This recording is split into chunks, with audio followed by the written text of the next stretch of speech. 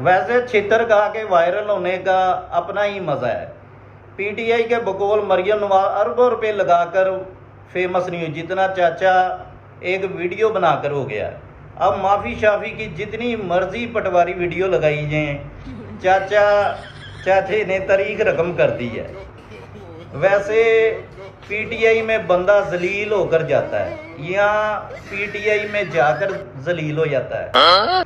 वैसे चाचे को सवात वाक़े का पानी नज़र नहीं आया, सड़क पे खड़ा पानी नज़र आ गया। वैसे इनकी सोच ही यूथियों की सड़कों तक है, बकवास करनी हो या मुजरा करना हो। क्यों यूथी हो। वैसे चाचा एक खुशकिस्मत इंसान है खान साहब के बाद, जिसको यूथिये खुशी खुशहाली से अपनी अम्मी का निकाह पढ़वा देंगे। क्यों यूथी हो। तू बड़ पर